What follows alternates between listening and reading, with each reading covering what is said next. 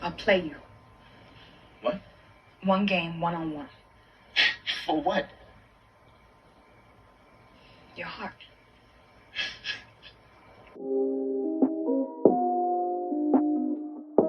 Yo, party people, it's Ashley of SingleWomanChronicles.com, where being single is a beautiful choice rather than a miserable circumstance. And today we're doing another episode of Self-Worth and Cinema. If you did not watch last week's episode, please go watch it. It was on Waiting to Exhale, the classic, the wonderful movie that I love so much.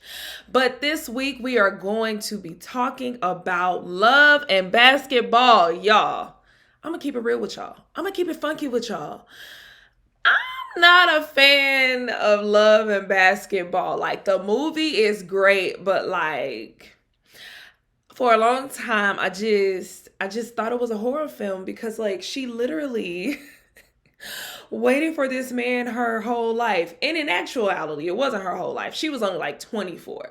Cause like today I got to really sit down, watch the movie, analyze it, see what was really going on. So I'm not gonna lie, I have different opinions than I had before. So it's not as bad as I thought it was because I was like counting age and doing everything else. But we're gonna get into it. But first, I just want to talk about how the goal of Self-Worth in Cinema is to bring to light how self-worth and the dynamics of self-worth impact how we move in life, impact our behaviors, right?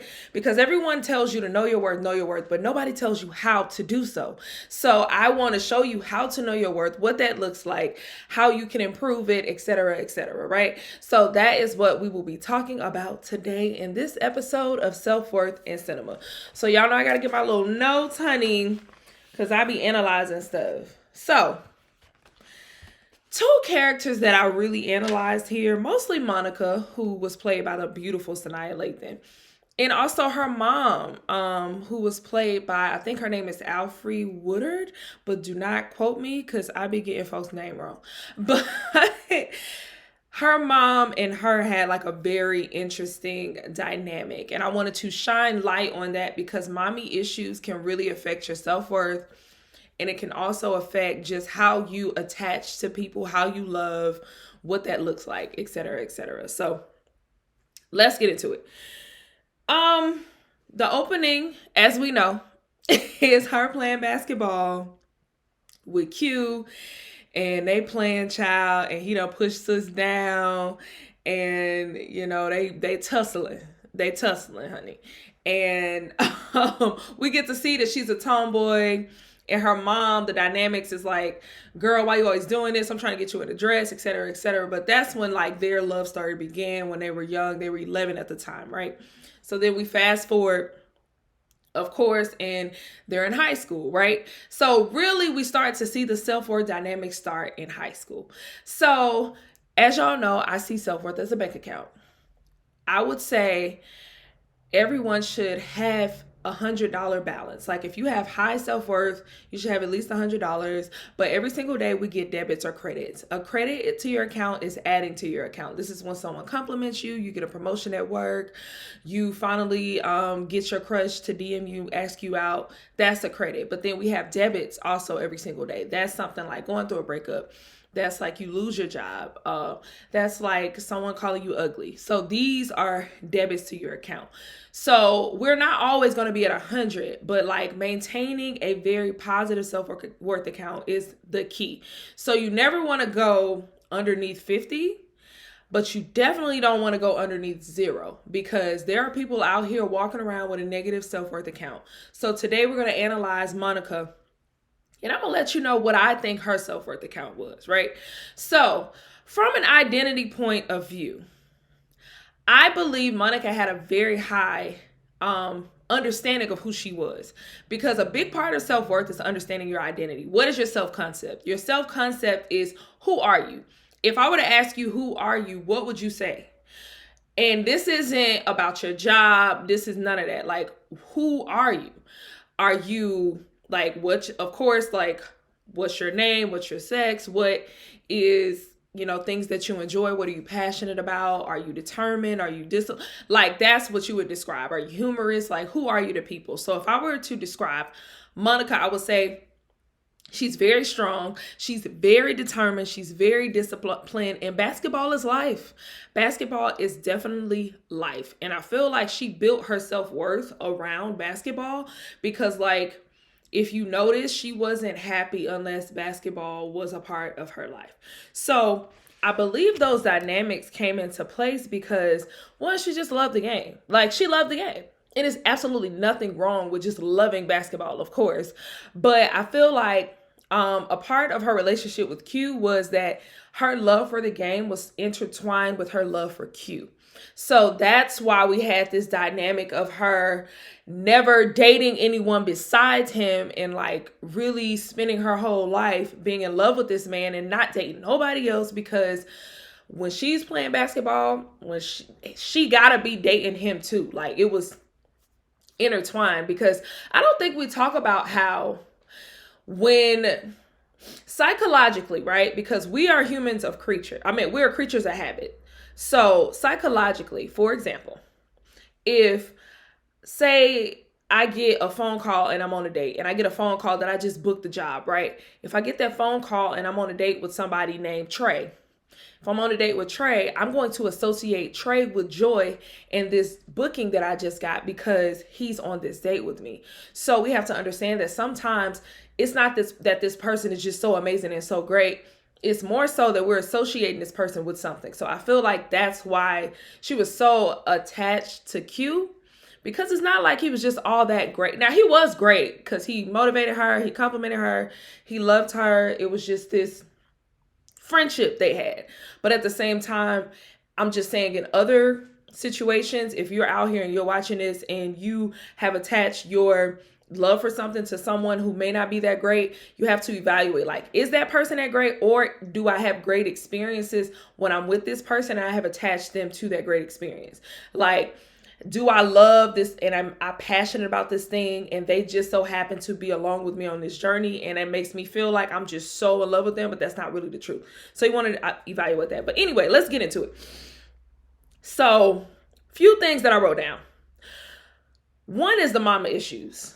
Okay, so it's like I was trying to figure out if she disliked her mom, if she resented her mom, if she was ashamed of her mom, because they did have like that whole little squabble. But I think she wanted her mom's approval and she was angry at her mom because she hadn't had it.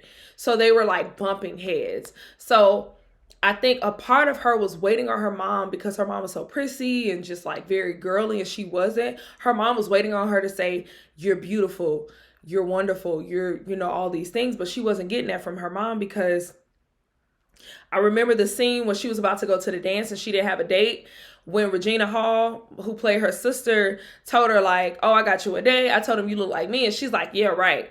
And she's like, "What's going on with you in the spring dance? You got a date yet?" Yeah, brothers are lined up at my locker.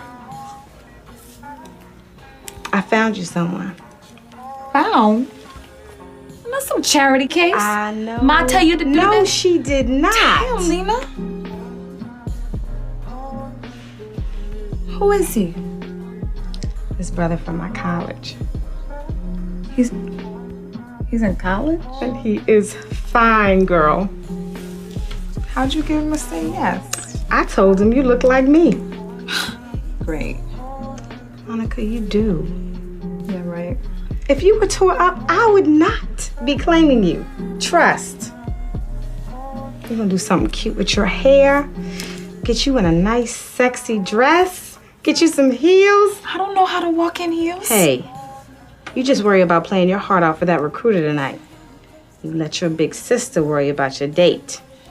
and she's like, "Girl, you're beautiful. Let me do your hair. Let me fix you up. Like, you look like me." And then when she gets dressed for the dance, she's like, "You're beautiful." And she was just so shocked by that. So I could tell there was a bit of self-esteem issues there, self-worth issues there, because I don't think she thought she was beautiful, because she wasn't getting hit on, because she was such a tomboy. She was so focused on basketball. Basketball was life. She really didn't think outside of basketball. So she didn't really know, because her identity was so enmeshed in the game, right? So I saw a little bit of questionable things there. So I'm like, okay, she ain't at 100 self-worth. She got a little issues right now believing that she's beautiful. Then, she ends up going to the date. Hold on. Let me see my notes, y'all. Then she ends up going out with Q or whatever. Of course, he took her virginity, blah, blah, blah, whatever. And then when they get into college, Q tells her, like, out of all these girls, you're the only one I think is for real. And so that's another thing. Like, I feel like he was one of the people to really validate her. He understood her on another level. So it's just like her identity is so enmeshed in Q and enmeshed in basketball. It was just so stuck together, right? So fast forward, Q finds out his dad is cheating on his mom, and that whole situation was a lot. What y'all think, though? Like, let's talk about this whole situation. Do y'all think she was wrong for leaving when, if she didn't leave, she would have missed curfew, which means that she wouldn't have started? Because let's talk about it. Like, she literally spent her entire life to get to that point, because she almost didn't get drafted. I mean, not drafted. She almost didn't get recruited by a college. She had been fighting for her life on this team because this coach is riding her back. The girl don't like her. They're bullying her low key a little bit. They're not bullying her, but they're kind of like hazing her a little bit, right? And finally she gets her shot, but he's like, my dad just cheated. I want you to choose me. And it's kind of like, dang, who do you choose? And she's young. Y'all got to understand, at this time, she was a freshman in college.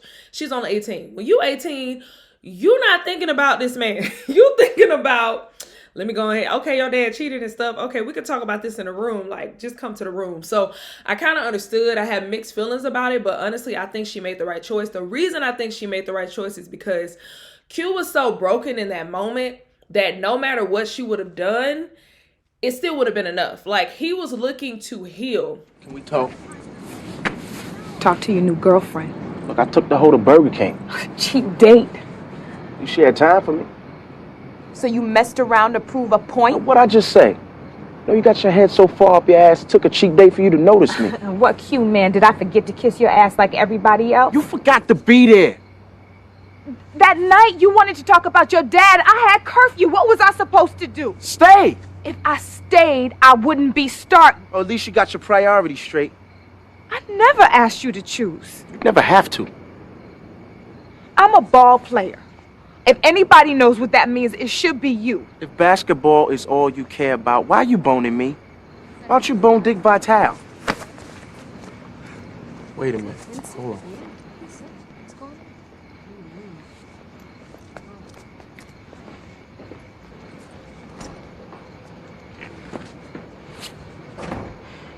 How do I know the next time you're feeling neglected or whatever, you're not going to just run around on me? But you can't heal somebody from a wound that you didn't inflict. You low-key can't heal nobody from a wound you didn't inflict. Now, you can't apologize. You can, try to make it up to them, but they have to forgive you. They have to say, okay, this is enough. They have to establish whatever boundary they want to establish, right? To say, okay, this is enough. So I feel like it wouldn't have mattered. So I'm glad she chose to go ahead and, leave or whatever. But I do think she could have handled it better, like, afterwards, because she didn't, like, really check on him. I don't think she realized how big of a deal it was, how much he was spiraling. So that, like, really sucked. But to me, that kind of showed that her confidence and her self-worth and her self-esteem, like, it was high in that moment, because the way she handled that breakup was great, because he really just dropped her out of nowhere after them being friends and all of this. And she, she cried or whatever, but she didn't chase him. She didn't, like, beat herself up or whatever. She just kept going, kept playing basketball, and that it is what it is. And they didn't talk for literally 5 years. So that was incredible. That was like, okay, she's strong. But at the same time, I feel like her happiness was stunted because she didn't have him in her life. And that's an issue for me, because your happiness should not be attached to, one individual. Like, you should still be able to draw happiness out of your life instead of waiting for this one person who has moved on, got a whole fiance, but I get it. I haven't been in that level of love. So who am I to say that? Who am I to say what? But at the same time, I do think she handled it very, very well. Very, very well. So I still believe she had high self-worth. Okay. So if I had to measure Sis's self-worth on a scale from 1 to 100, because that's how I measure it, I would say she's about a 75, 70. Maybe, I'm lying. I'm going to say 60. The reason I'm going to say 60 is because when dealing with self-worth, it is very important not to attach it to something outside of yourself. You don't want to attach your worth to anything physical, any type of job, any type of like guy. Like you don't want to attach it to that, because when you do, when that something is removed, guess what? Your self-worth gets hindered. You start to question yourself. You start to think, oh my God, I'm not worthy because I don't have this thing. I'm not worthy because I'm no longer playing basketball. I'm not worthy because I'm no longer with Q. I'm not worthy because no team allowed me to play in the US. I feel miserable because, X, Y, and Z. Now, we still want to address the fact that, listen, you do want to follow your dreams. And when you're not living in your passion, you are going to be miserable. Like, for sure. Like, when you're not living in your passion and you know it's something you're passionate about and you know it's what you really want to do, most likely you're going to be freaking miserable when you don't get to do it. So I do understand and recognize that that's a part of it, right? So that's why I'm saying she don't have low self-worth, because she still was strong. She still made strides. She still walked with her head held high, shoulders back. And I think that had a lot to do with discipline, because when you're disciplined, you don't really have time to be getting into foolishness, and you can make moves irregardless to like feelings and stuff, right? So I do believe that her discipline and just her love for the game really kept her worth high, because she was succeeding in it.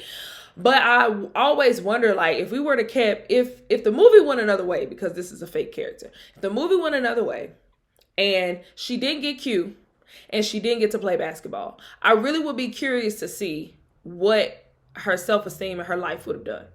Because the whole movie, she still got to play basketball, which is something she enmeshed her entire identity in. And 2, after 5 years, she shot her shot with Q and she made it. So I really would like to know what would have happened if that did not happen. That's how you can really determine, okay, is someone high in self-worth? But from what I've seen in the movie, I'm going to give her like a 60. She was doing a good job because the way she handled stuff was cool. She didn't allow this guy to just completely make her just stop her dreams or whatever. She was still focused on her focus. She was very disciplined. She still made friends. The only thing I would say that I did not like is that like she put her love life on hold for this man, but everything else she kept going. And now she did say the reason she didn't want to play basketball anymore was because it wasn't fun anymore because he wasn't a part of it. So I'm like, but still, she was still, cool. Now, I do want to point out the part where she confronts her mom, and she said like her mom never stood up for herself, and that annoyed her because she didn't show up for her games, and she really wanted her mom's approval. So I know that was like a big deal. And I think that was a huge part of why like she fought so hard for basketball, because she just wanted that like approval.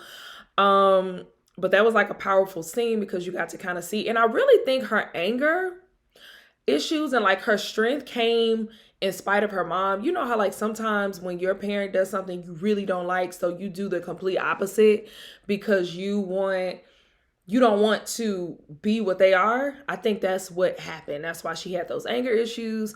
That's why like she refused to show. I think that was even a part of like why she refused to show up for Q, because she's like, I'm not choosing you over my career. Like, because that's what my mama do, and I don't want to be like my mom.